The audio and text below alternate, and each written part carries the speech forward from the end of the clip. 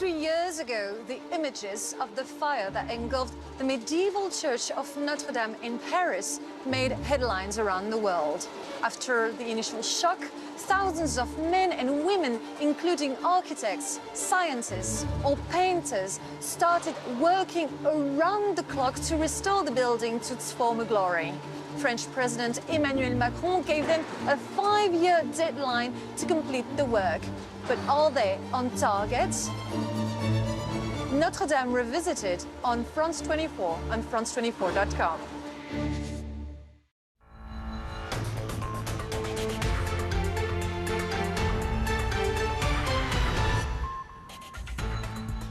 Russia strikes the western Ukrainian city of Lviv. At least 7 are killed. This as the Ukrainian resistance continues to hold inside the besieged city of Mariupol. South Africa deploys thousands of soldiers to Durban as the rebuilding begins after devastating storms leave over 400 people dead. And Shanghai reports its first official coronavirus deaths in months. This as the Chinese city remains under a strict lockdown. Experts, though, say the true toll in the city is likely far higher. Those are our world news headlines on France 24. Thank you for joining us. I'm Nadia Massi in Paris. And we start with news that this morning Russian missiles struck the Ukrainian city of Lviv, killing at least 7 people there and injuring around 11 others. Now, until recently, the western city has been relatively shielded from attacks rocking the rest of the country. Lviv's mayor, though, says this morning both civilian and military targets were hit. Rockets were launched from aircrafts, but that is preliminary information. Whether this garage was the ultimate target, well, I don't really want to believe it, but on the other hand, maybe they were aiming for the railway station. We now don't have safe and unsafe locations in the city. The enemy is cynical and they're inhuman. Well, meanwhile, our chief foreign affairs editor, Rob Parsons, is currently in the Ukrainian capital, Kyiv. He has more for us on the upcoming battle in the east of the country. General Zaluzhny, the commander-in-chief of the Ukrainian armed forces, has said that the Ukrainians now think that the Russians have redeployed sufficiently to be ready to launch that long-promised offensive in the east, and the likelihood is that it will come sometime over the next few days. And meantime, in Mariupol, the defense of the city goes on. The Russians gave a deadline yesterday. The defenders of the city ignored it.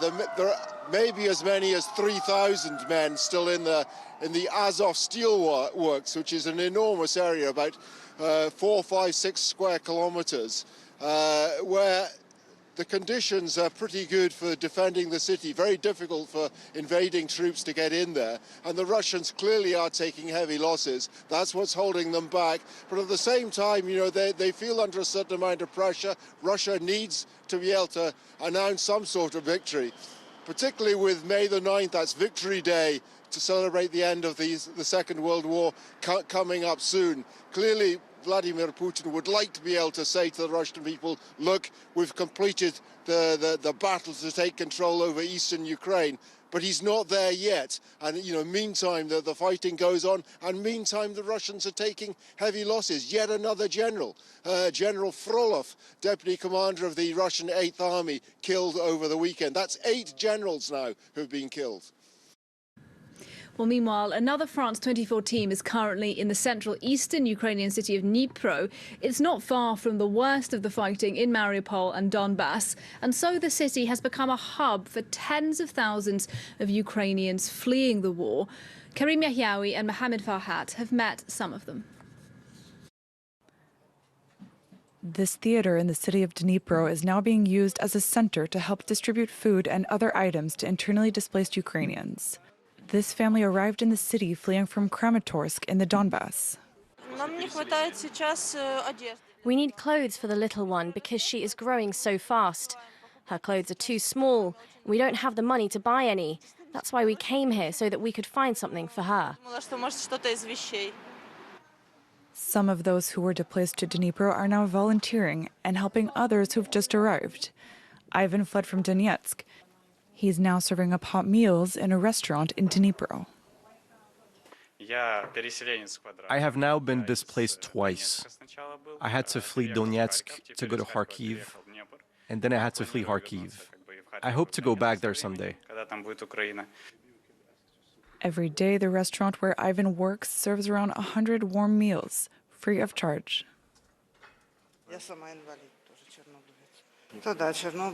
We don't have any money. I've been disabled since Chernobyl. First I lived through Chernobyl, and now 2 wars in the Donbass. I can't go home. I don't have a home anymore. I can't be reunited with my family. They're in areas that are occupied. I don't know what's in store for me. I just want peace for us all, nothing more. In Dnipro, some are only passing through, like this family who got in their van hastily, taking all they could as they fled the city of Pokrovsk in the Donbass. They're hoping to make their way to the center of the country.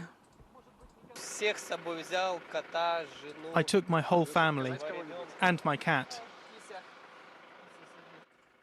The government recommended that we leave because we don't know what is going to happen. However, my mother stayed there. Each day, up to 15,000 displaced people arrive in Dnipro, according to the mayor, coming mostly from Kharkiv, the Donbass, and Mariupol.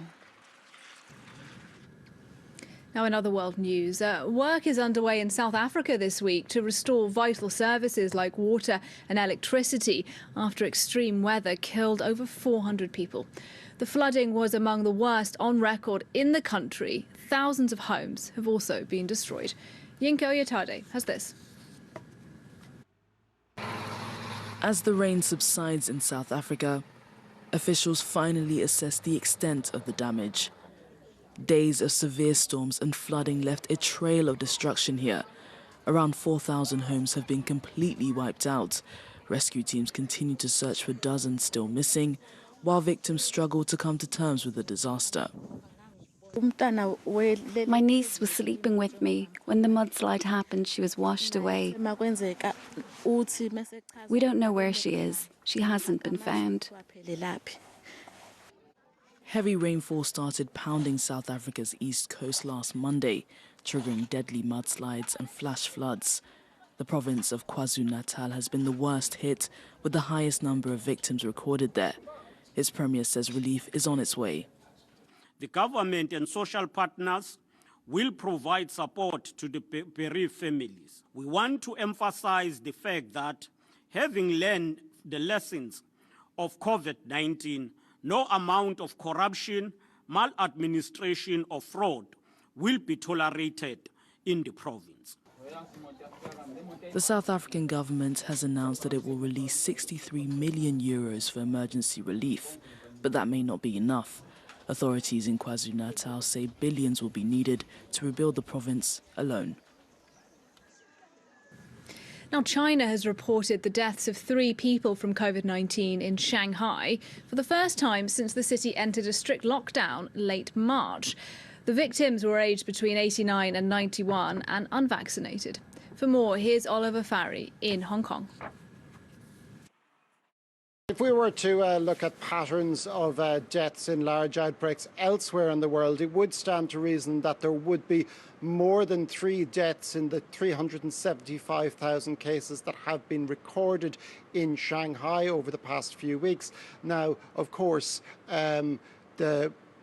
as elsewhere in the world, there has been fudging over a number of the cases. The BBC reported last week that it had seen documents from one hospital that said at least 28 people had died with COVID. There are cases of people testing positive for COVID going into hospital and then dying. These have not been classified as COVID deaths. Elsewhere in the world, it has been the same. There have been deaths classified under other diseases, and there may well have been other causes involved. In fact, an awful lot of public health officials prefer to use excess death statistics in a particular year as a better measure of the effect of the pandemic than has been the case, than rather official COVID deaths. Certainly China has probably been a little bit quiet on a number of its deaths. It's another matter whether the scale of how many deaths they're downplaying. Remember that Omicron is less fatal than previous strains of the virus, but really only for those who are vaccinated. And there are still quite a lot of elderly people in China unvaccinated, including the 3 whose deaths were confirmed today. Well, that update brings us to the end of this news programme. Thanks for watching and do stay tuned.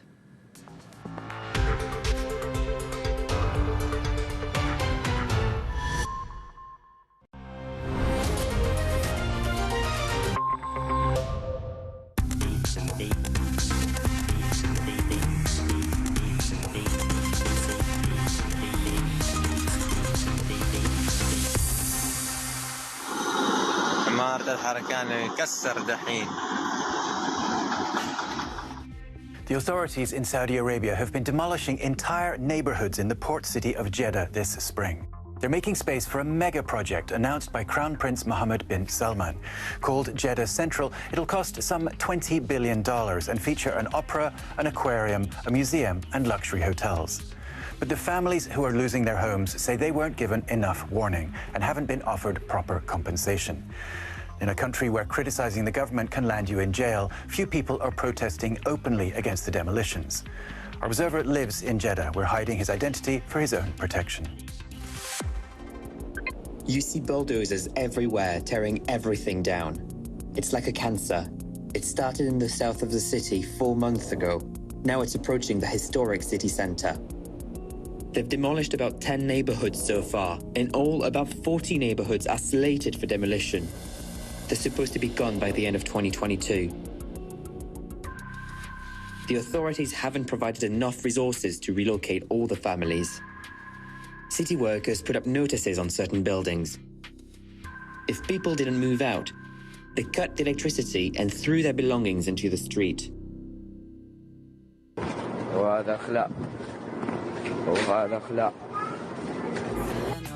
The government says it has found accommodation for some of the displaced families, but not the majority. Activists estimate that nearly 800,000 people have been displaced in all. They haven't found new housing for all of them. هذه الجهة ما كانت موجودة أول. مجمع الأمير هذا مخابز الربيع ما كان رايح. Some families have gone to live in villages near the city. In my building, there's an apartment where 3 different families are living because they have nowhere else to go. Fortunately, people are looking after each other. The neighborhoods in the south of Jeddah have been developing for the last 70 years. They were generally built without proper planning. Most of the residents are families from modest backgrounds, many of them foreign workers. But they had thriving local economies. Now lots of these people have lost their livelihood. هنا كان عطار اسمه العطار الشلبي وهنا كان خياط لباس. It's okay to want to modernize the city, but not if it hurts their residents. The Saudi authorities have said that families who can prove they owned apartments that were demolished will get compensation, but they haven't given a timetable.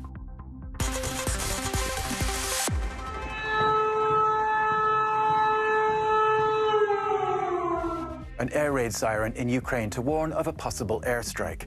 But as the war rages on, these alert systems aren't always reliable and can't always be found online. An American student in Israel has created a solution with an online alert tool based on Israel's Red Alert notification system. The project allows people outside Ukraine to keep up with their loved ones in the country and lets Ukrainians on the ground stay informed of the risk. There's no real compelling way to alert people of sirens in or outside of Ukraine. The current system is area specific and location locked. So if you have family members there, but you're not physically there, you won't really be able to see if sirens are sounding. Ukraine Siren Alerts, or UASA, is a platform that automatically alerts people of incoming attacks and turns it into a map and information on the alert and where the alert is located and the time and date. And it posts that data to Twitter, Telegram, Facebook, and soon it will also broadcast the alert via SMS and email. Let's say an aircraft just took off from Belarus is heading in the direction of Kiev. The military will inform the municipalities and cities that might get affected, and then those areas will post the alerts to their social media accounts or to their websites.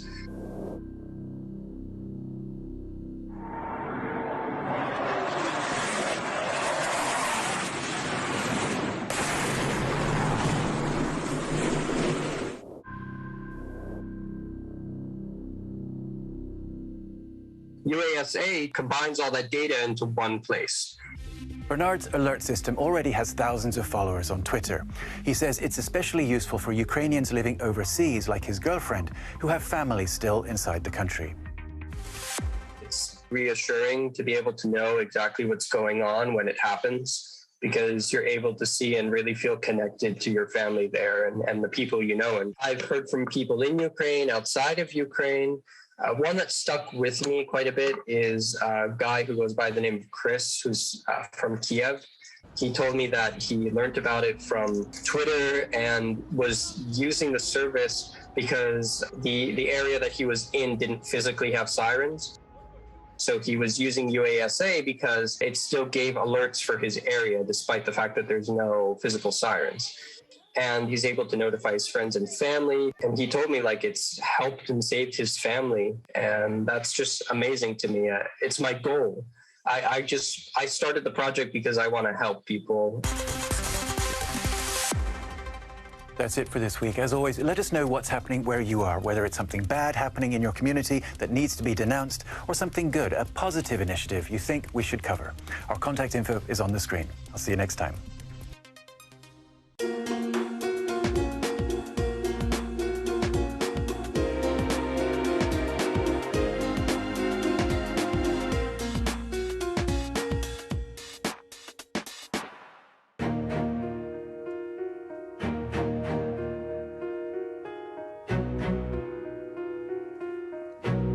It's the murder on the mainland that's got the dead man's homeland up in arms.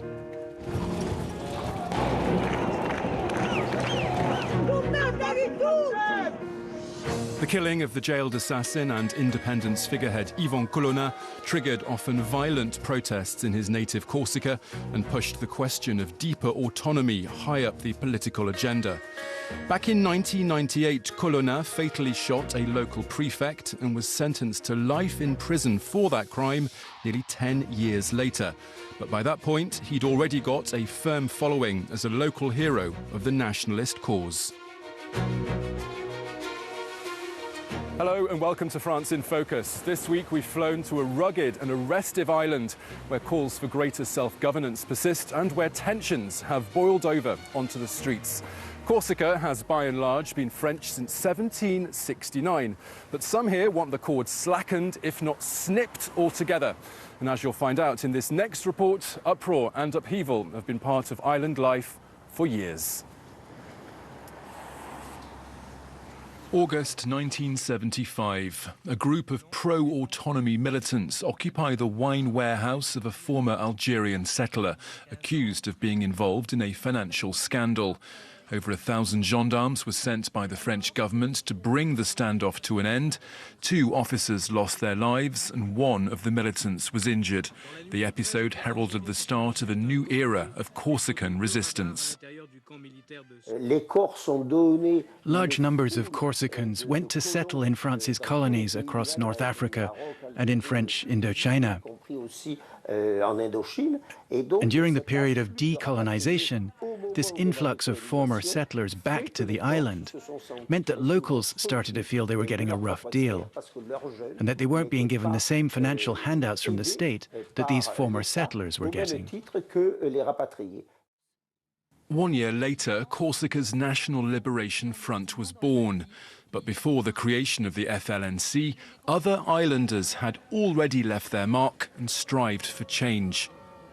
In 1736, the German adventurer Theodor de Neuhoff attempted to establish Corsican independence from Genoa, which had ruled the island for 5 centuries.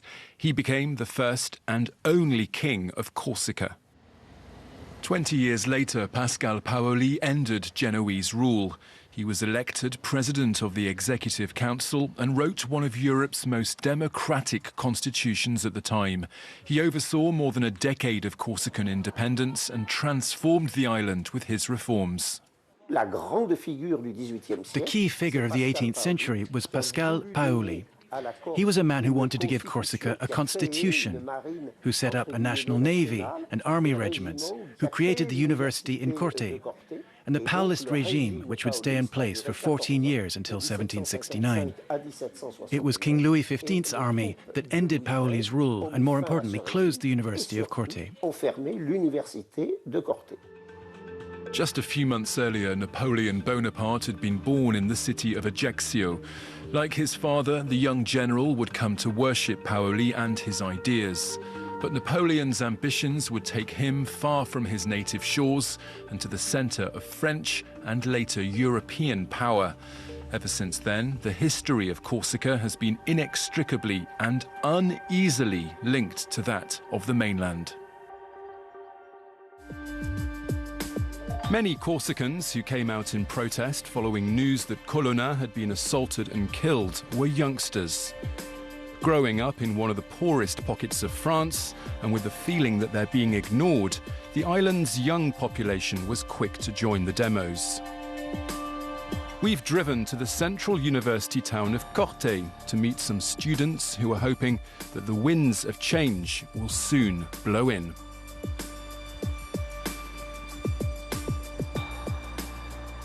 From the front, the Mariani campus of Corsica's university looks like any other higher education institute. But from the back, the building tells a different story, one of anger against the French state and of the frustrations of those who study here. Since the death of Yvon Colonna, the walls of this university have been splashed with anti-French slogans and images of the notorious hero. The site has also become a hotbed of revolt, where young and old have come to meet behind closed doors to discuss their battle plan. Rachel Roget is the daughter of nationalist sympathizers, and she's now one of the mouthpieces of her generation. Our priority is to put the Corsican question firmly back on the table. For far too long now, we have been completely ignored by the French government, so it's high time that we get some answers to our questions. 19-year-old Jean-Baptiste Géronime often pops into the cafe over the road from the university with his friend Ange François.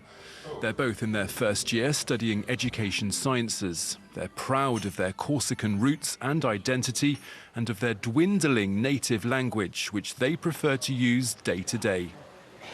Oh, oui, je t'ai vidéo d'Yvon Colonna à BFM TV, c'est ta mère. Today, Jean-Baptiste is keen to show his friend a video he's found online of Colonna speaking while in prison on the mainland.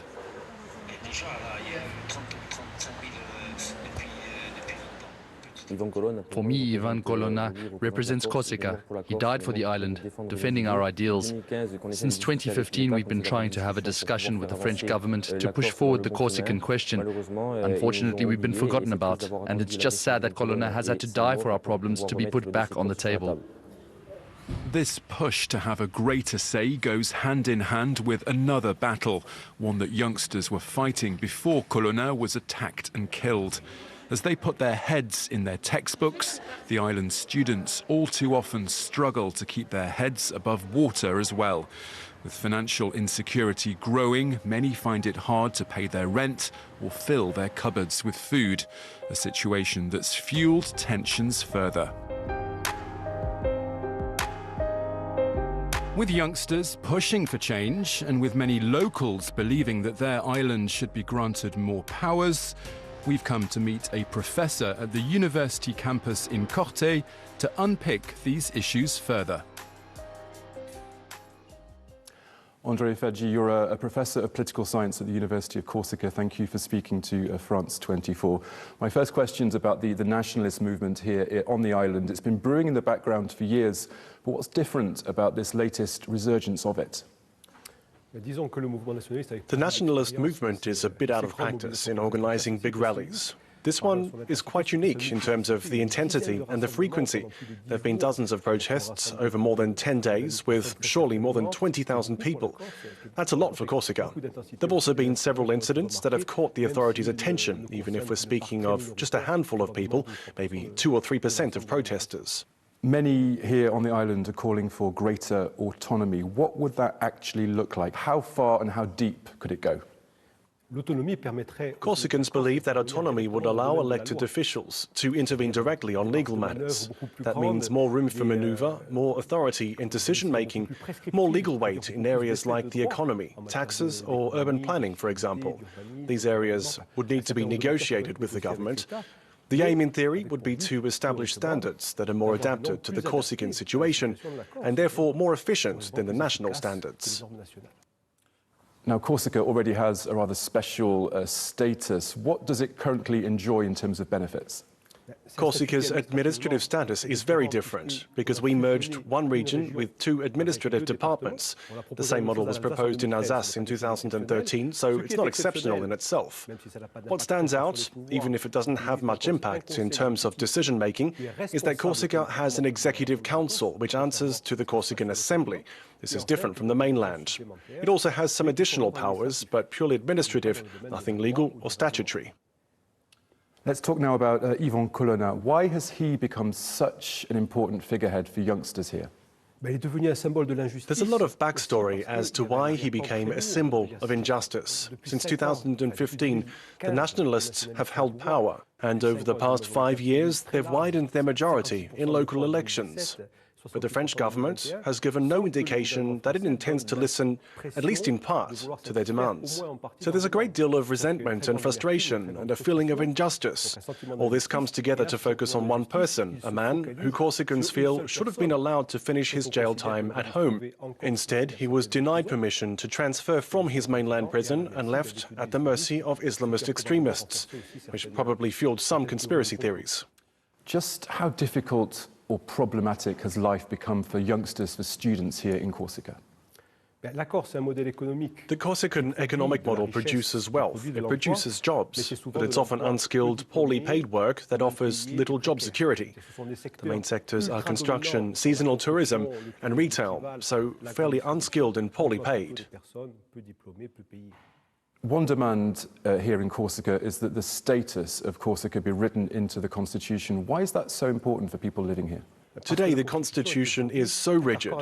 We need to break free of it in order to allow a real evolution in Corsica's status. Determination of legal and statutory powers is set by the constitution, so if the government wants to give Corsica these powers, it will, without question, have to reform the constitution. Political autonomy is one thing in Corsica, but will there be economic consequences of that? If Corsica is given legislative autonomy, you would expect it to focus primarily on the economic and fiscal sectors. Based on this, the economy may well evolve, but the Corsican authorities would have to keep a few jokers in their hand to ensure the market doesn't become a target of financial or even mafia groups. This is a major concern in Corsica. More autonomy, certainly, but the state must be present, even more so than today, especially on legal matters. André Fadzi, thank you very much for talking to France 24. Thank you so much. Thank you.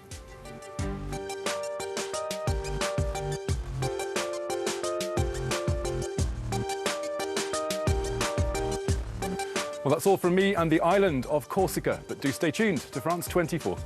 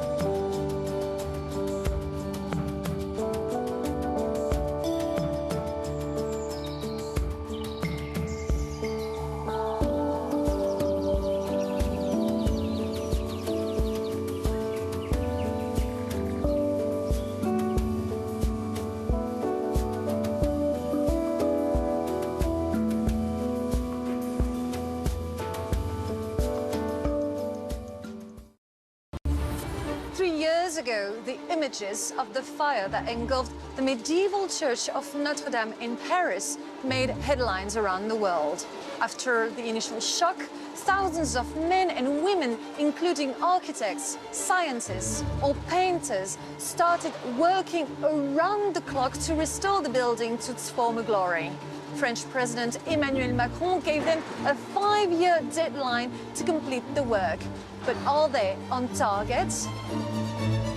Notre Dame Revisited on France 24 and France24.com.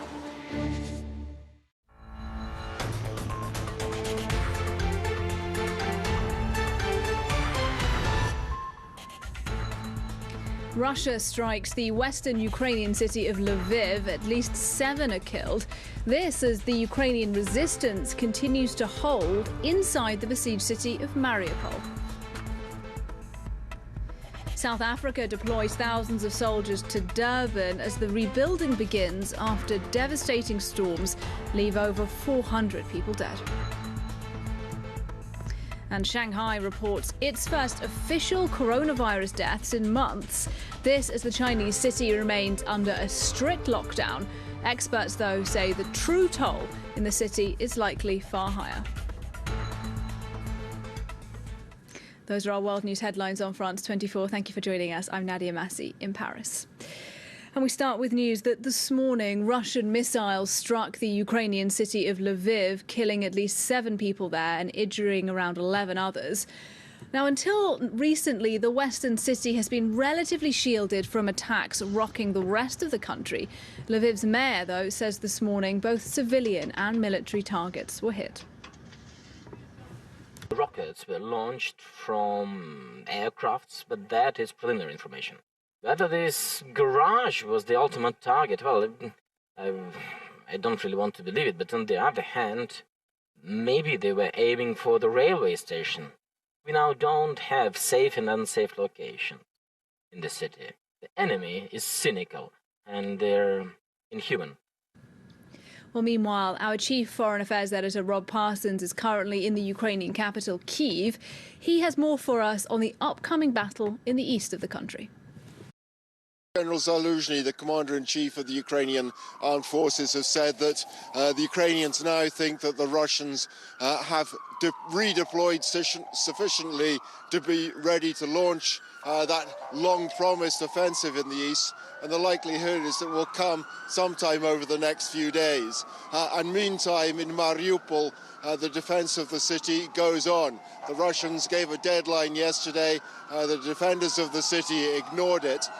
There may be as many as 3,000 men still in the Azov steel works, which is an enormous area, about 4, 5, 6 square kilometers, where the conditions are pretty good for defending the city, very difficult for invading troops to get in there. And the Russians clearly are taking heavy losses. That's what's holding them back.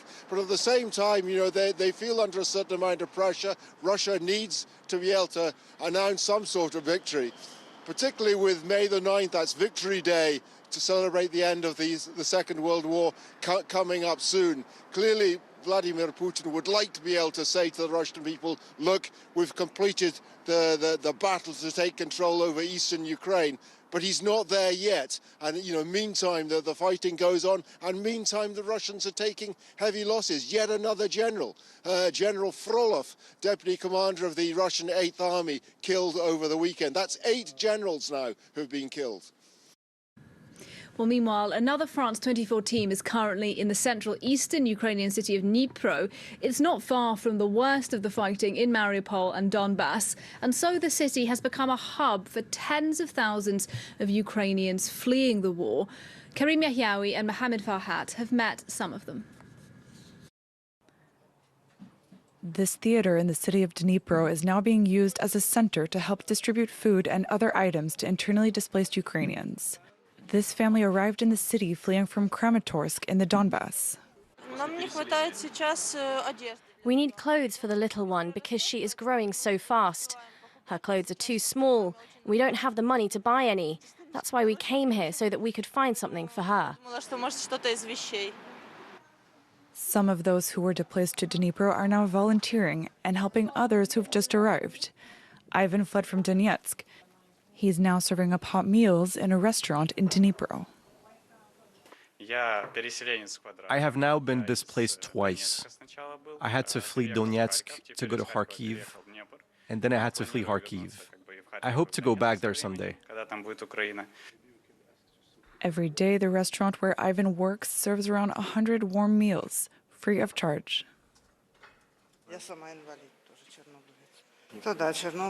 We don't have any money. I've been disabled since Chernobyl. First I lived through Chernobyl, and now 2 wars in the Donbass. I can't go home. I don't have a home anymore. I can't be reunited with my family. They're in areas that are occupied. I don't know what's in store for me. I just want peace for us all, nothing more. In Dnipro, some are only passing through, like this family who got in their van hastily, taking all they could as they fled the city of Pokrovsk in the Donbass. They're hoping to make their way to the center of the country. I took my whole family and my cat. The government recommended that we leave because we don't know what is going to happen. However, my mother stayed there. Each day, up to 15,000 displaced people arrive in Dnipro, according to the mayor, coming mostly from Kharkiv, the Donbass, and Mariupol. Now, in other world news, work is underway in South Africa this week to restore vital services like water and electricity after extreme weather killed over 400 people. The flooding was among the worst on record in the country. Thousands of homes have also been destroyed. Yinka Oyatade has this. As the rain subsides in South Africa, officials finally assess the extent of the damage. Days of severe storms and flooding left a trail of destruction here. Around 4,000 homes have been completely wiped out. Rescue teams continue to search for dozens still missing, while victims struggle to come to terms with the disaster. My niece was sleeping with me. When the mudslide happened, she was washed away. We don't know where she is. She hasn't been found. Heavy rainfall started pounding South Africa's east coast last Monday, triggering deadly mudslides and flash floods. The province of KwaZulu-Natal has been the worst hit, with the highest number of victims recorded there. Its premier says relief is on its way. The government and social partners will provide support to the bereaved families. We want to emphasize the fact that having learned the lessons of COVID-19, no amount of corruption, maladministration or fraud will be tolerated in the province. The South African government has announced that it will release 63 million euros for emergency relief, but that may not be enough. Authorities in KwaZulu-Natal say billions will be needed to rebuild the province alone. Now, China has reported the deaths of 3 people from COVID-19 in Shanghai for the first time since the city entered a strict lockdown late March. The victims were aged between 89 and 91 and unvaccinated. For more, here's Oliver Farry in Hong Kong. If we were to look at patterns of deaths in large outbreaks elsewhere in the world, it would stand to reason that there would be more than 3 deaths in the 375,000 cases that have been recorded in Shanghai over the past few weeks. Now, of course, as elsewhere in the world, there has been fudging over a number of the cases. The BBC reported last week that it had seen documents from one hospital that said at least 28 people had died with COVID. There are cases of people testing positive for COVID going into hospital and then dying. These have not been classified as COVID deaths. Elsewhere in the world, it has been the same. There have been deaths classified under other diseases, and there may well have been other causes involved. In fact, an awful lot of public health officials prefer to use excess death statistics in a particular year as a better measure of the effect of the pandemic than has been the case, than rather official COVID deaths. Certainly China has probably been a little bit quiet on a number of its deaths. It's another matter whether the scale of how many deaths they're downplaying. Remember that Omicron is less fatal than previous strains of the virus, but really only for those who are vaccinated. And there are still quite a lot of elderly people in China unvaccinated, including the 3 whose deaths were confirmed today. Well, that update brings us to the end of this news programme. Thanks for watching, and do stay tuned.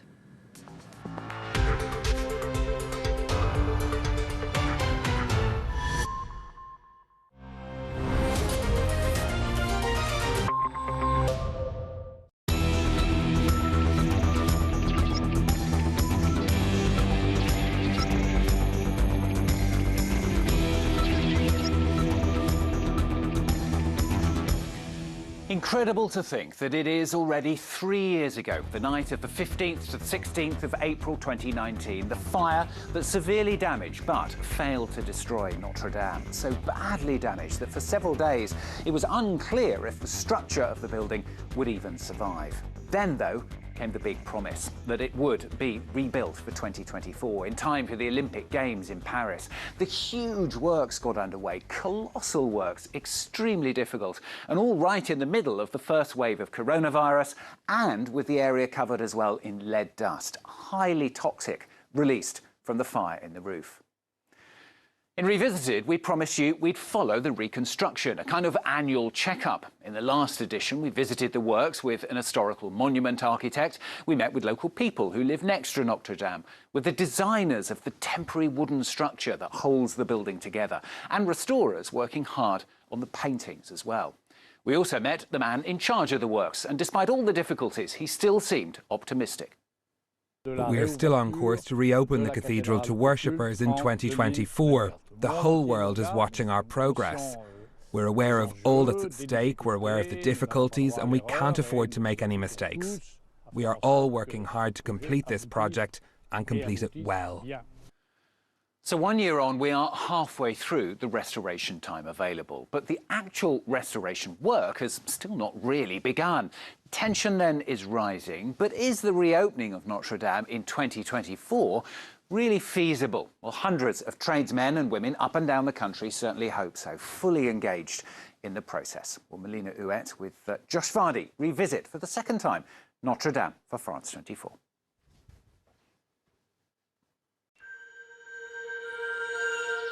Ancient giants of the forest, soon for the chop. These massive oaks have grown here millimetre by millimetre over hundreds of years. Until 2021, the year that marks the final curtain for some of these arboreal giants. 40-metre-long trunks may come crashing to the ground, but this is not the end. These trees are destined for a perhaps unexpected second life. They form part of the 2,000 oaks required for the reconstruction of Notre Dame Cathedral, after it went up in flames on April the 19th, 2019. It's the best of the best, as you can see. There's not even a little star. Did you see the growth in the rings? Well, this one grew slowly. It has a fantastic grain. Claire Quinones and Aymeric Albert work at the National Forestry Office. They take great care when selecting each tree to cut down. You can clearly see the shape of the beam, with a break in the middle. The tree had to have this natural curvature so that it would be as solid as possible and not deform over time. So this tree responds perfectly to the criteria given to us. This oak is indeed among the 8 chosen to form the base of the spire. To be specific, a giant wooden frame at the center of this intricate structure. It's due to be rebuilt in the same way as the 19th century spire which disappeared the night of the fire. The tree that we just cut down is of exceptional quality. It's the best of the 8. It's more than 13 meters of A-grade wood, which is the perfect grade. It's quite emotional because due to the exceptional work of several generations of foresters, we are able to harvest it. But before they're added into Notre Dame's spire, these trees still have a long adventure ahead of them. The next step takes us to Mayenne, 9 months later. At dawn, the aptly named Sawmill of Giants prepares to split up the enormous trunks. Mikhail recently changed career to become a carpenter. He opened his sawmill in 2020. Yeah, it fits. This fledgling business was not chosen at random. I set up this sawmill to make wooden boats. We work with long lengths to make masts and keels. Then at the beginning of 2020, I had a call to ask if I wanted to cut some long pieces for Notre Dame Cathedral. The oaks that came from the Bercé forest are enormous. We've had to adapt to that. Once cut, each log is between 20 and 25 meters long. There are a few of them of different lengths. I'm the only one who can saw a piece that long. In order to carry out this unusual project, the sawmill had to be expanded and equipment modified. They're almost awe-inspiring. They're huge, 15 tons. I tell myself I'm lucky to be able to do this work. Lots of people would love to be in my shoes. Right now it's me. We're aware of how lucky we are to be able to work with these 250-year-old trees that will live on for years in a cathedral. The time has come to saw the first oak. Go for it, Theo. A tree planted before the French Revolution. But the sawing is only done in the presence of the National Forestry Office. We're back with Claire Quinones, who helped to choose these oaks. She explains that these trees haven't been sacrificed for Notre Dame, as some might see it. You can't have sustainable management if you don't renew the forest, and at some point the tree's already there. They need to reproduce and make younger trees. After 200 years, the tree has reached maturity and so is ready to be harvested. Beneath it is a whole generation of small trees. Then in 200 years, and that's what's great and what's magic about sustainable management, we'll have new ones just like it. Such a special event deserves a special audience. In this case, members of the media and the head of the Notre Dame construction site himself, General Georgelin. He says he's been impressed by the commitment of the craftsmen who have come from all over France. The echo from this site is reviving vocational jobs across the country. It's quite incredible. In a sense, it shows to what extent Notre Dame is setting an example, and emblematic. This construction site will leave a legacy. It's a legacy that will only come to life in 2 years from now, which is when the cathedral is scheduled to reopen. These oaks will have to be dried and assembled by carpenters. They won't actually be installed in the cathedral until 2023. In Paris, time is running out. An almost invisible enemy is hiding up in the cathedral's heights. The damp left after the fire service doused the flames, along with bad weather, has caused salt to migrate to the surface of the stones, which are now at risk of crumbling. Giuseppina Jenna is in charge of a crucial operation, desalination. Her teams, 6 women and 12 men, have just applied a sort of compress to every square centimetre of the cathedral's vaults.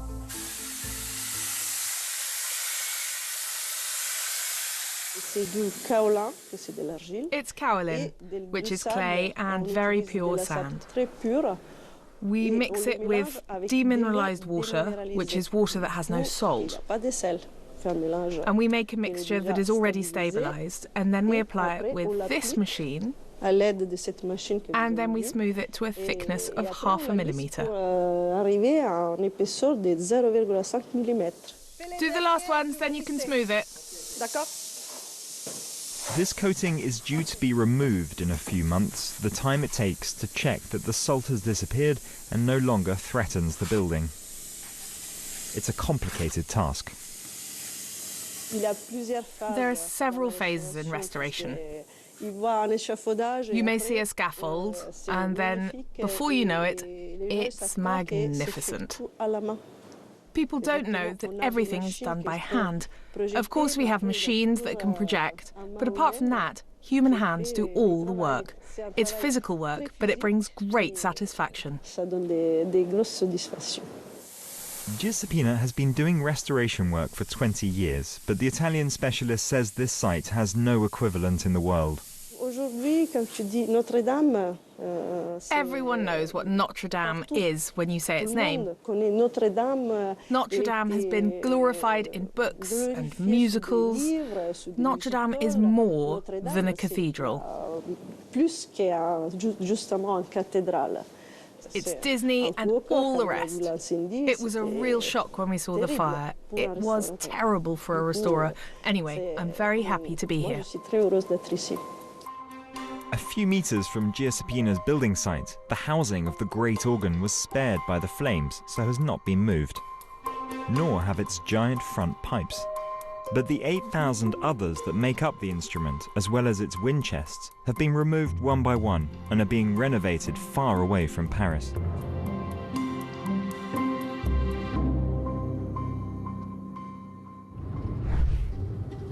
As far as 700 kilometers in Lodève. Part of the instrument is currently here in this small town in the south of France. It's at this organ workshop, run by Charles Sarlot for 24 years.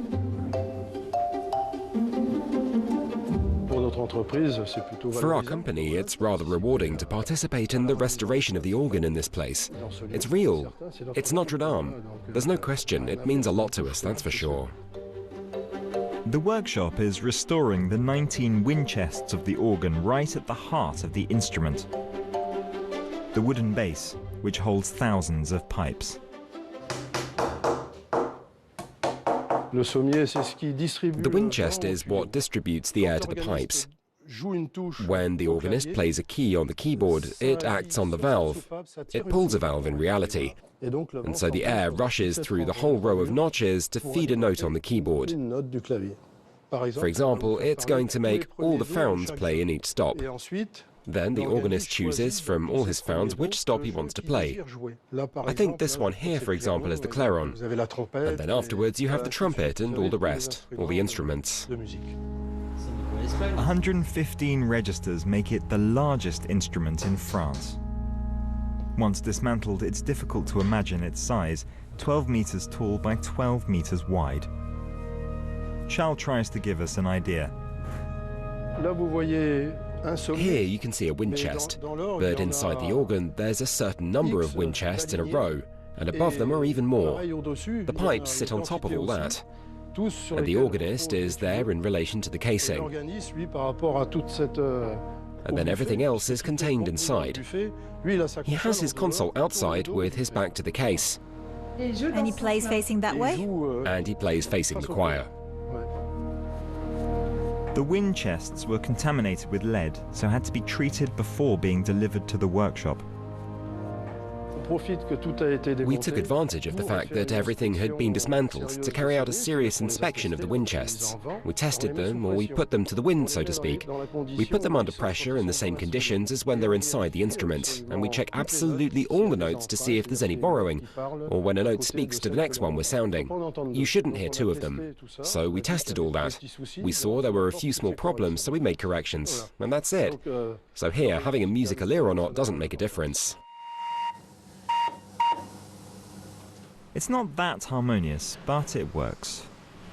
The organ has been the voice of Notre Dame since 1733, and it must be ready to sing there again in little more than a year. Yes, we'll be happy to hear it again, but you've got to give us a little time to get everything ready beforehand.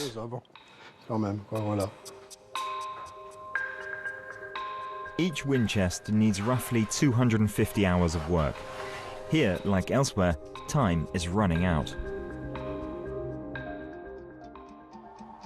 A final visit to Notre Dame. There's one major step left before the restoration of the building: dusting and decontamination. During the fire, hundreds of tons of lead melted and then settled as toxic dust all over the building, adding to the dust that had been building up since the 19th century. We must remove this pollution, in particular the lead oxides that have settled and mixed with the initial dust, so that we can work in healthy conditions that comply with safety standards to protect the workers who will be working on the site. Pascal Prunet is checking that the scaffolding has been installed without risk for the decontamination teams. There are still holes in the frame here. There's more than 20 centimeters. It's not normal. We'll have to manage it as well as possible. It's been delicate to erect this scaffolding as close as possible to the building, because there are obstacles and they have to be managed and you can't move them. These giant scaffolds have been adapted to fit the complex shapes of the cathedral.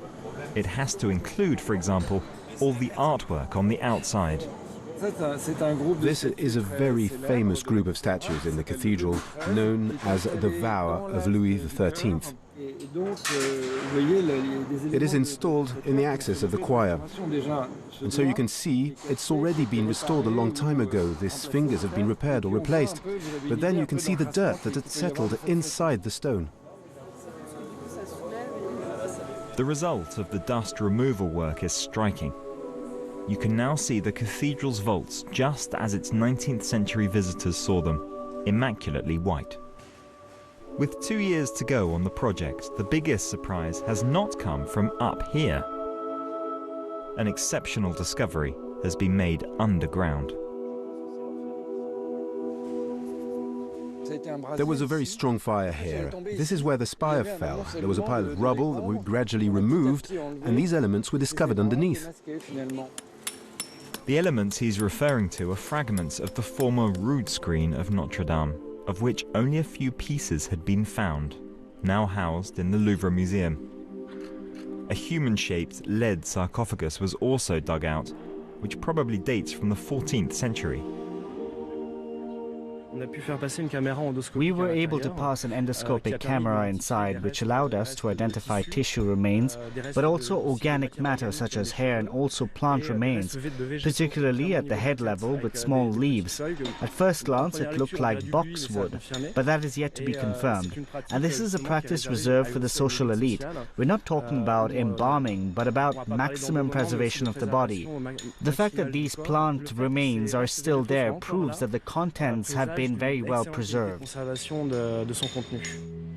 But the building work must take precedence over this extraordinary discovery. The archaeologists obtained an extension, but will finally have to leave Notre Dame. The spot they've been excavating is needed for the 100-meter scaffolding required to rebuild the spire. Méline Houens revisiting for the second time Notre Dame there for France at 24. Well, that's all from this week's edition. Don't forget, of course, you can catch it and the previous editions as well on our website. You'll find it all at france24.com. More news coming up very shortly. Thanks for watching.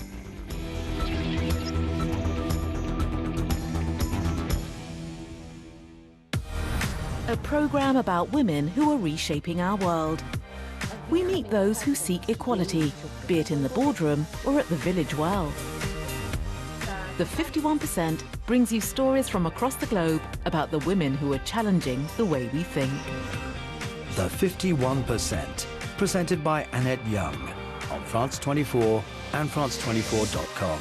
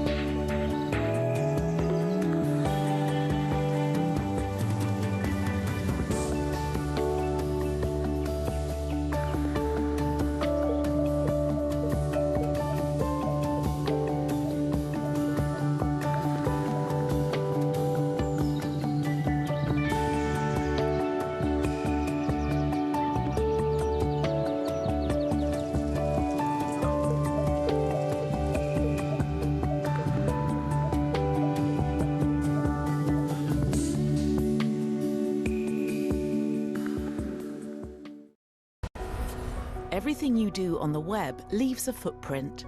When you look for directions, post on social media, or subscribe to an app, all your information is compiled, stored, checked and analysed by tech giants.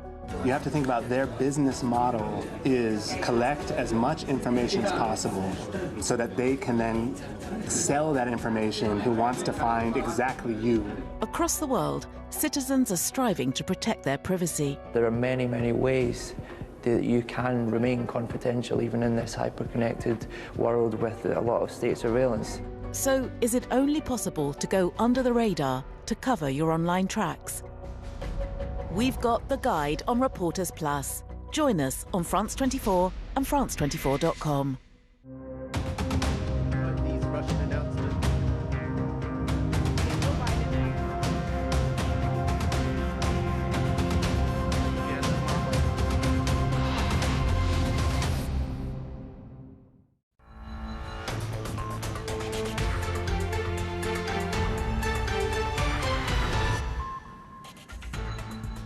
Russia strikes the western Ukrainian city of Lviv. At least 7 are killed. This as the Ukrainian resistance does continue to hold inside the besieged city of Mariupol. South Africa deploys thousands of soldiers to Durban as rebuilding efforts begin after devastating storms leave over 400 people dead. And Shanghai reports its first official coronavirus deaths in months. This as the Chinese city remains under a strict lockdown. But experts say the true death toll there is likely far higher. Those are our top stories on France 24. Thank you for joining us. I'm Nadia Massey in Paris. And we start the programme with the news that this morning Russian missiles struck the Ukrainian city of Lviv, killing at least 7 people there and injuring 11 others. Now, until now, the western city has been relatively shielded from the attacks rocking the rest of the country. Lviv's mayor, though, says both military and civilian sites were hit. Rockets were launched from aircrafts, but that is preliminary information. Whether this garage was the ultimate target, well, I don't really want to believe it, but on the other hand, maybe they were aiming for the railway station. We now don't have safe and unsafe locations in the city. The enemy is cynical and they're inhuman. Well, meanwhile, our chief foreign editor, Rob Parsons, is currently in the Ukrainian capital, Kyiv, and he has a bit more for us on the upcoming battle in the east. General Zaluzhny, the commander-in-chief of the Ukrainian armed forces, has said that the Ukrainians now think that the Russians have redeployed sufficiently to be ready to launch that long-promised offensive in the east, and the likelihood is that will come sometime over the next few days. And meantime, in Mariupol, the defense of the city goes on. The Russians gave a deadline yesterday. The defenders of the city ignored it. There may be as many as 3,000 men still in the Azov steel works, which is an enormous area, about 4, 5, 6 square kilometers, where the conditions are pretty good for defending the city, very difficult for invading troops to get in there. And the Russians clearly are taking heavy losses. That's what's holding them back. But at the same time, you know, they feel under a certain amount of pressure. Russia needs to be able to announce some sort of victory, particularly with May the 9th, that's Victory Day, to celebrate the end of the Second World War coming up soon. Clearly, Vladimir Putin would like to be able to say to the Russian people, look, we've completed the battle to take control over eastern Ukraine, but he's not there yet. And, you know, meantime, the fighting goes on, and meantime, the Russians are taking heavy losses. Yet another general, General Frolov, deputy commander of the Russian 8th Army, killed over the weekend. That's 8 generals now who've been killed. That's Rob Parsons reporting for us there. Now, for several weeks, international investigators have been trying to gather evidence of war crimes being committed in Ukraine. The National Prosecutor's Office says it has now identified some 6,000 potential cases. But just how is that evidence being collated and verified? Our colleagues from France 2 television have sent us this from the northern city of Chernihiv. This southern town in Chernihiv was occupied by Russian troops for a month. Now that they've left, civilians are speaking out about multiple war crimes Moscow committed during their occupation. It's this young prosecutor's job to collect the evidence. I didn't study war crimes as such. There was no need for that. Our country was not in an all-encompassing war like this one. But the war did arrive in this village, where Dimitrov now travels around to hear the stories of the residents. He meets a mother whose daughter has disappeared. On the 25th of March, Russian soldiers went door to door on the street. Troops took her daughter's telephone and found messages with Ukrainian soldiers. They took me to a different room. A soldier stood next to me. My daughter asked for warm socks. She said goodbye to me. Then they took her. Vika, her daughter, never reappeared. Ever since the Russian soldiers left, we've discovered atrocities. Every time we find a new one, we think, that's it. But there's always another one. Every day we find a new resident who has died. In the same village, Russian soldiers struck a resident's house, but prosecutors were more interested in what happened to him. The soldier put me in the basement. Volodymyr was suspected of being an informer for the Ukrainian army. He was held with other residents for more than 20 days in the basement of this nursery. It has been completely destroyed by Russian troops. They base themselves here throughout their occupation. Look at what we found, a medal belonging to one of the leaders of the Russian army.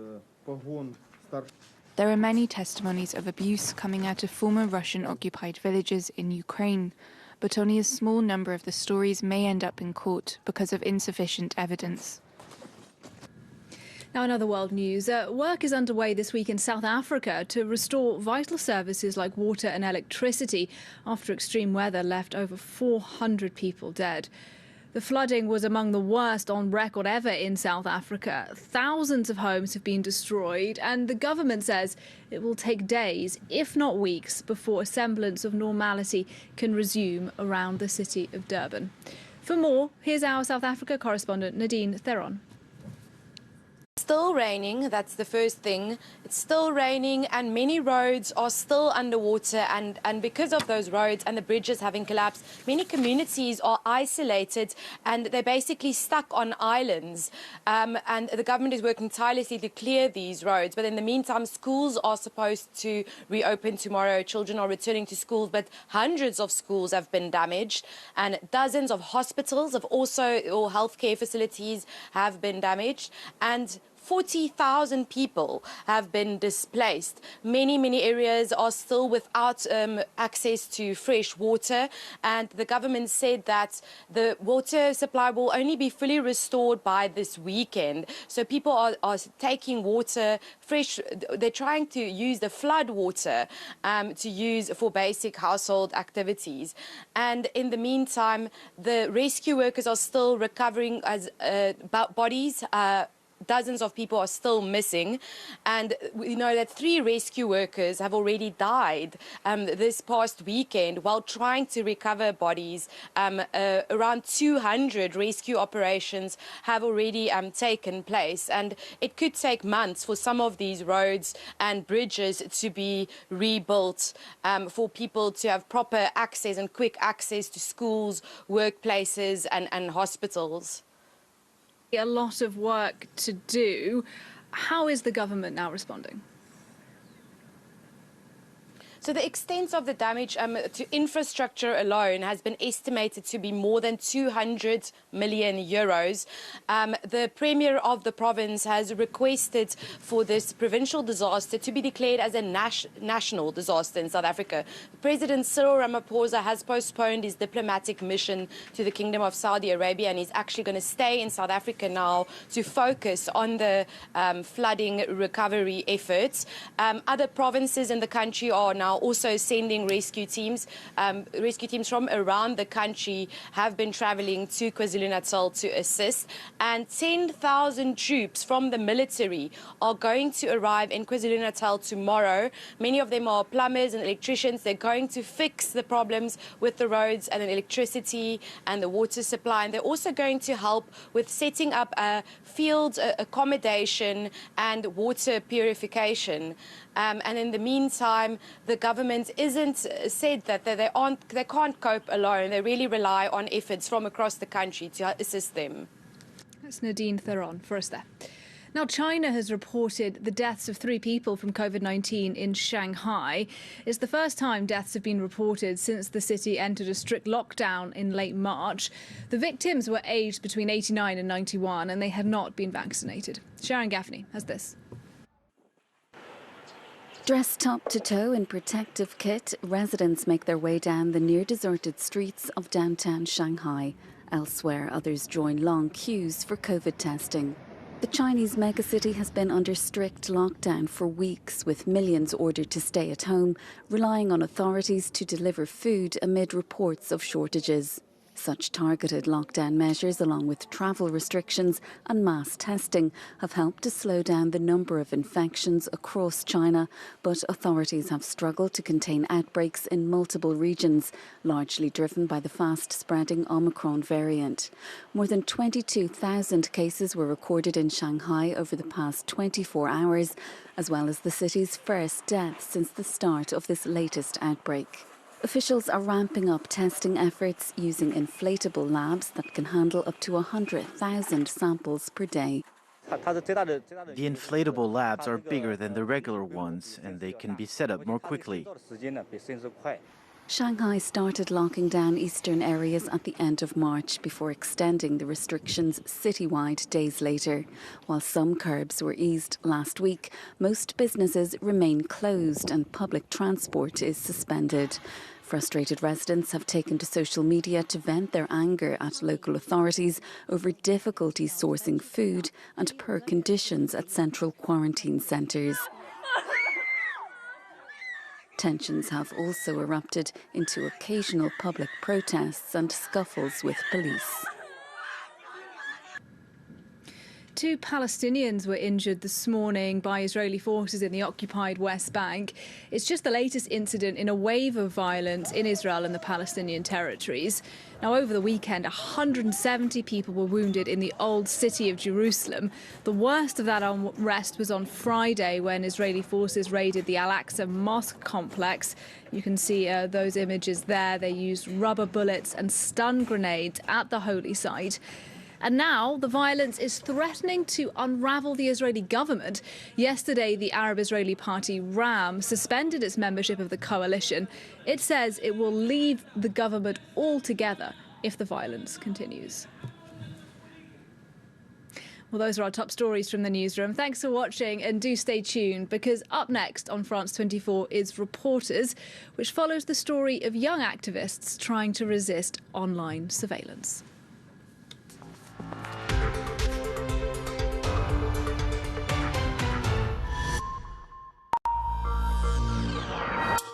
Bienvenue à tous. Welcome to Reporters Plus here on France 24. I'm Mark Owen. In this edition, we examine the issue of personal security online. Every move we make today is tracked by our smartphones. Our online browsing creates a pathway for businesses to trace and to target our tastes, and sometimes, sadly, for cybercriminals to infiltrate our lives. But lessons can be learned to stop such problems and control just how much cyber snooping takes place as part of our everyday activities. More and more, this is being discussed amongst the most tech-savvy and often the most vulnerable, younger people.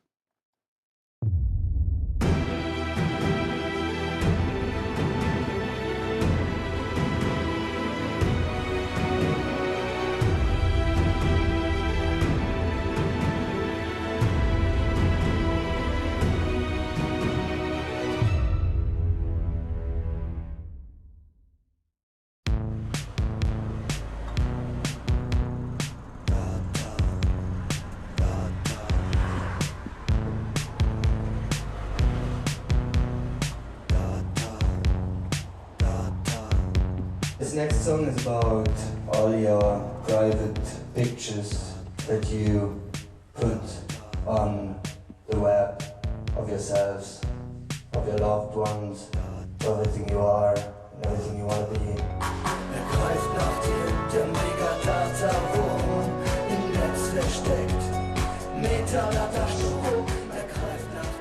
Every day we leave digital footprints behind us. When we're browsing, messaging, or even when we're moving. Even the most innocuous piece of data exposes us to many risks. You have to think about their business model is collect as much information as possible so that they can then sell that information who wants to find exactly you. The way you'll try to protect yourself won't be the same if the threat comes from a jealous husband or wife, or if it comes from your boss, or, in my case, if I work with WikiLeaks on documents from the NSA and CIA. This is a great warning to the rest of the world. Our civil liberties are eroding in front of our eyes. Whether we're young students, ordinary citizens, journalists, or dissidents, we all face different types of threats online. And there are adapted ways for each of us to respond. When I hear people say privacy is dead, I think that's nonsense. I don't believe it at all. I think that there are many, many ways that you can remain confidential even in this hyper-connected world with a lot of state surveillance.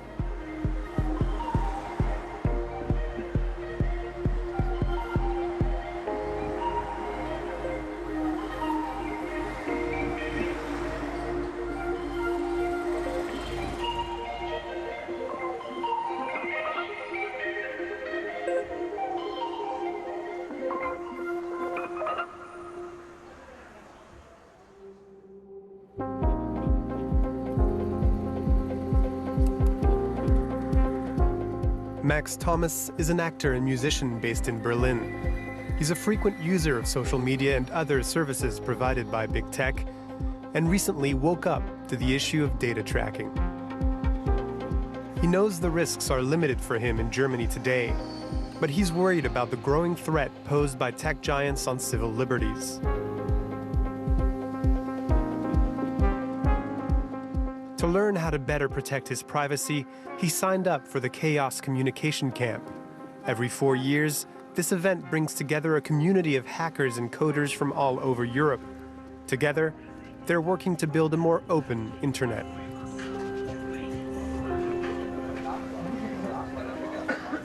Max. Hey, good to see you. Yes. I have some questions.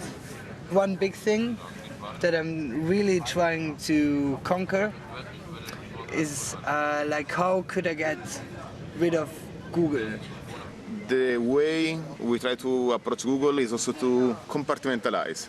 Accept that if you have to use one of these tools because you cannot avoid it, at least you can show to them only a small portion of your life and not the entire of your life. Typically, I would recommend diversifying the tools you use. So rather than relying, for example, on Google for email, for maps, for search, for translation, you can find different privacy-conscious tools for each of these needs.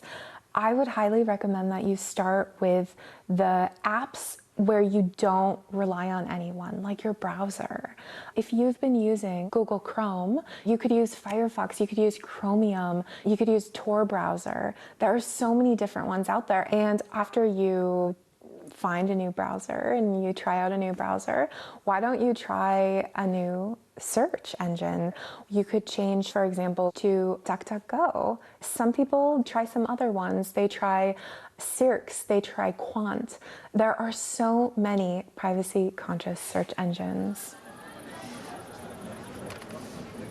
We had this talk in the afternoon about Facebook because we try to get away from it, but still no one does. In one side, we don't know what is a better Facebook. So we as society have a hard time in figuring out which kind of rights and empowerment we are losing because of the Facebook imprinting. Yes. My theory is that we should be in control of our algorithm, we should be in control of our data and know exactly where we are sharing and how they are treated. And that cannot be sustainable by the current Facebook business model. Yeah. Also in Berlin, we had some resistance against Google coming to Kreuzberg, you heard about?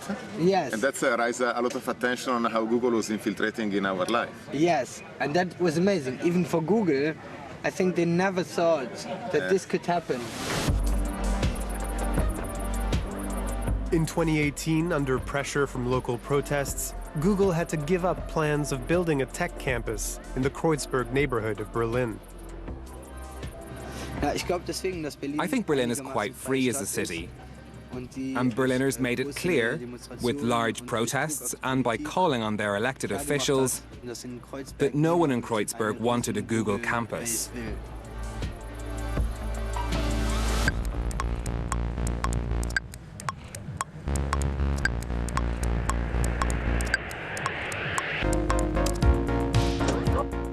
Like most artists, Max needs social media to promote his shows. But it makes him increasingly uneasy. This morning, he's meeting with members of Reclaim Club Culture, a collective of nightlife professionals looking to organize independently.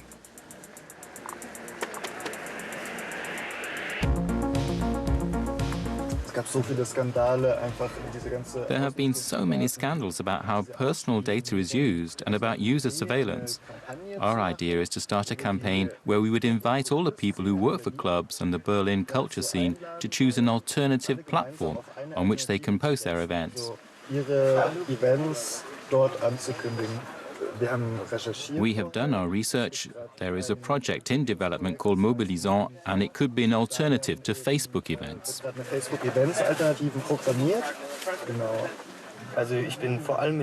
I'm in touch with many artists, and I'm certain that a city like Berlin, with its unique cultural offering, would be a great launchpad for this initiative and could then be exported to other cities.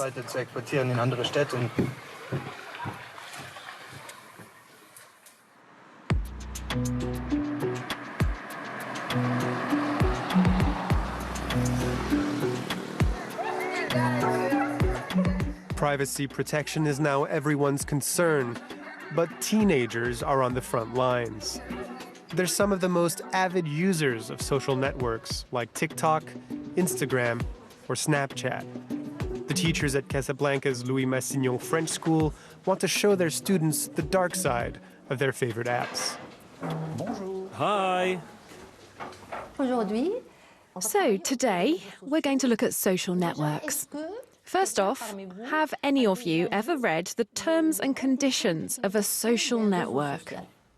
Honestly, I've never read those terms and conditions because they use really complicated words. It's really long. I've never taken the time to read them, and I also tell myself that since everyone else accepts them, so will I. So here it's an English lawyer who's rewritten the terms and conditions in a language that's easy to understand for young people, even as young as 9.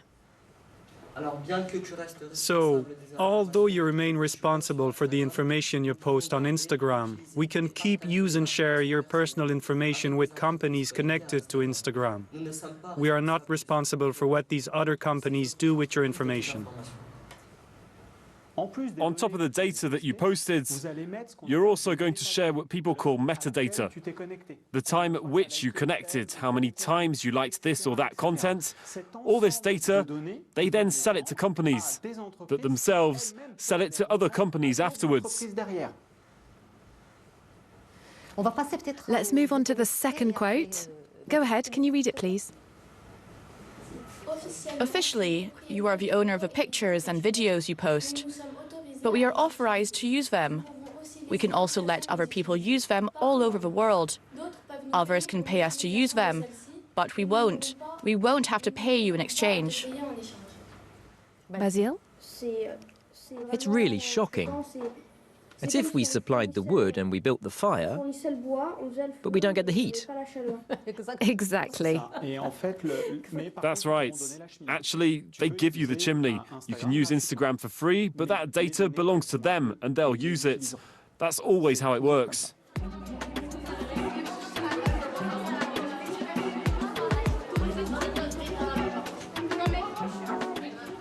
The students' privacy is very important to us, because if we're not the ones who protect our students' privacy, then who will?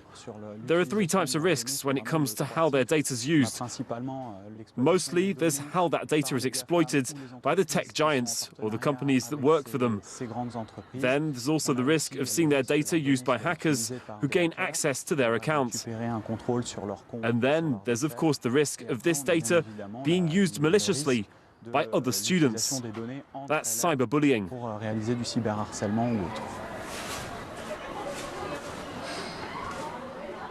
Many children have fallen prey to cyberbullying on social media.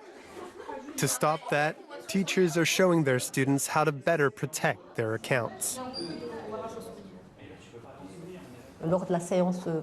In our last class, you remember, we played a game where you had to find the security flaws on your friend's account. Can I hear some of your feedback on this? I did the experiment with Rich's Instagram account. To start with, her account is private, but it's with her first name. And in her bio, there's her age and her profile pic. You can see her face. You can't see any posts, but on some stories you can see where she's travelling, when she's travelling, etc. Okay, so what's your assessment of her account? It's okay, there's... Okay, could be better? Okay. But I'm not the best example to follow either. If you have the time to sit down and look through each of the privacy setting options, there are some really great gems in here. So you can decide who sees your posts. For example, by default, it might be set to public, and you may want to change that and reduce it just to the people that you've accepted to your page. So you can control what users are seeing your information. Here it says, do you want search engines outside of a link to your profile? Yes or no? And by default, it's set as yes. So this is a really great place to secure the options that are important to you.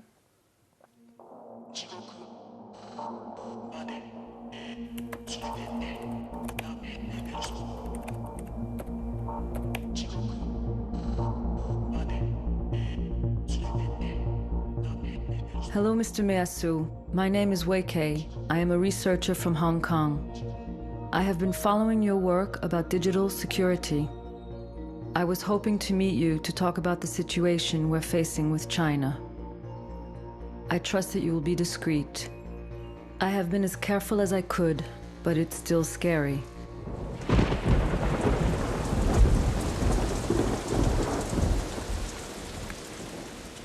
Like thousands of Hong Kongers, Wei Kei thought there was no risk going online. But with the umbrella movement to protest against Chinese encroachment on Hong Kong's autonomy, everything changed. Now, Chinese authorities can monitor the communications of any citizen. So, tell me more. How is the situation in Hong Kong? It's getting worse and worse. You know, the police are getting more and more violent. The conversation has broken down completely, and we are very worried. And do you have some kind of a plan? I think the first step for me would be to learn how to secure myself, and then I will be able to reach out to other people. I'm actually thinking about a campaign for the general public, and I wonder if you would have any contacts of people that I can speak to.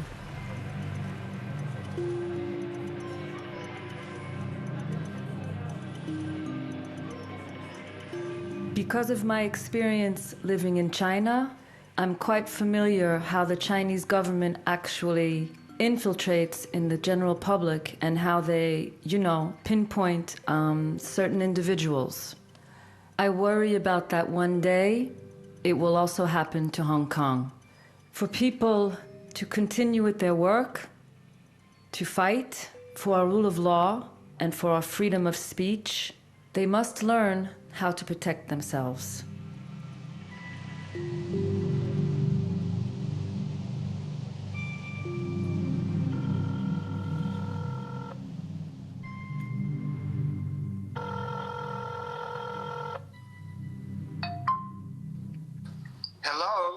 Hello? Hello, this is Wei K.